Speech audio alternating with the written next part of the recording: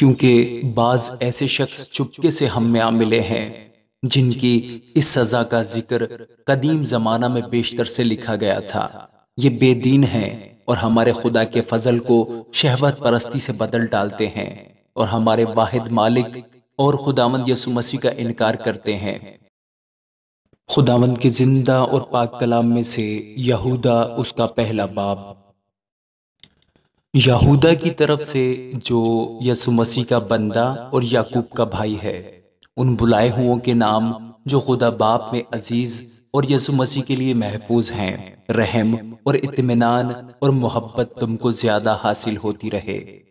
اے پیارو، جس وقت میں تم کو اس نجات کی بابت لکھنے میں کمال کوشش کر رہا تھا جس میں ہم سب شریک ہیں، تو میں نے تمہیں یہ نصیحت لکھنا ضرور جانا کہ تم اس ایمان کے واسطے جانفشانی کرو جو مقدسوں کو ایک ہی بار سونپا گیا تھا۔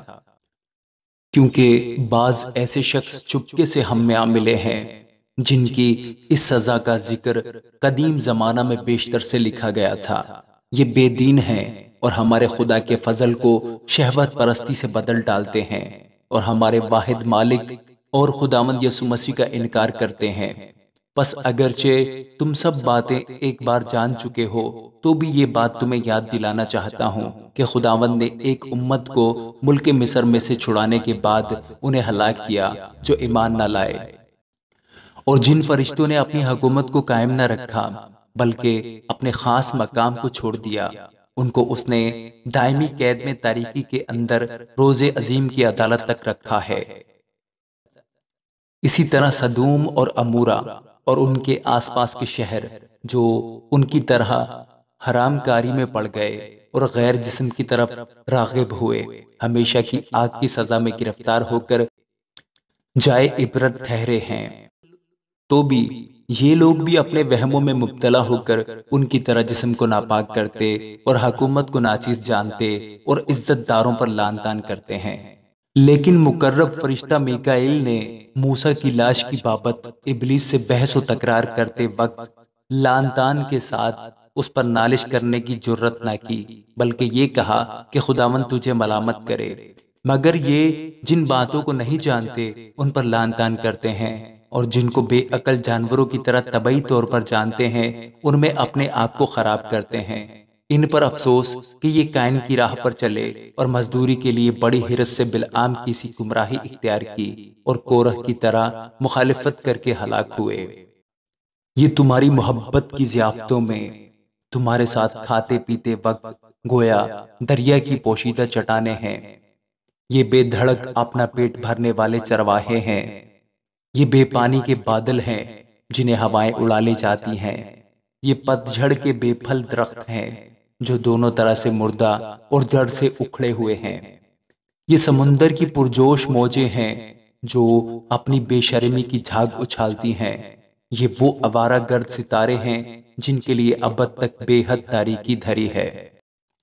ان کے بارے میں ہنوک نے بھی جو آدم سے 7ویں پشت میں تھا یہ پیشن گوئی کی تھی کہ دیکھو خداوند اپنے لاکھوں مقدسوں کے ساتھ آیا تاکہ سب آدمیوں کا انصاف کرے اور سب بے دینوں کو ان کی بے دینی کے ان سب کاموں کے سبب سے جو انہوں نے بے دینی سے کیے ہیں اور ان سب سخت باتوں کے سبب سے جو بے دین گنہگاروں نے اس کی مخالفت میں کہی ہیں قصوروار ٹھہرائے۔ یہ بڑبڑانے والے اور شکایت کرنے والے ہیں اور اپنی خواہشوں کے موافق چلتے ہیں اور اپنے منہ سے بڑے بول بولتے ہیں۔ لیکن اے پیارو، ان باتوں کو یاد رکھو جو ہمارے خداوند یسوع مسیح کے رسول پہلے کہہ چکے ہیں۔ وہ تم سے کہا کرتے تھے کہ آخر زمانہ میں ایسے ٹھٹھا کرنے والے ہوں گے جو اپنی بے دینی کی خواہشوں کے موافق چلیں گے۔ یہ وہ آدمی ہیں جو تفرقے ڈالتے ہیں اور نفسانی ہیں اور روح سے بے بہرا۔ مگر تم اے پیارو اپنے پاک ترین ایمان میں اپنی ترقی کر کے اور روح القدس میں دعا کر کے اپنے آپ کو خدا کی محبت میں قائم رکھو اور ہمیشہ کی زندگی کے لیے ہمارے خداوند یسوع مسیح کی رحمت کے منتظر رہو۔ اور بعض لوگوں پر جو شک میں ہیں رحم کرو، اور بعض کو جھپٹ کر آگ میں سے نکالو، اور بعض پر خوف کھا کر رحم کرو، بلکہ اس پوشاک سے بھی نفرت کرو جو جسم کے سبب سے داغی ہو گئی ہو۔ اب جو تم کو ٹھوکر کھانے سے بچا سکتا ہے اور اپنے پرجلال حضور میں کمال خوشی کے ساتھ بے عیب کر کے کھڑا کر سکتا ہے، اس خدائے واحد کا جو ہمارا منجی ہے، جلال اور عظمت اور سلطنت اور اختیار ہمارے خداوند یسوع مسیح کے وسیلہ سے جیسا ازل سے ہے اب بھی ہو اور عبدالآباد رہے، آمین۔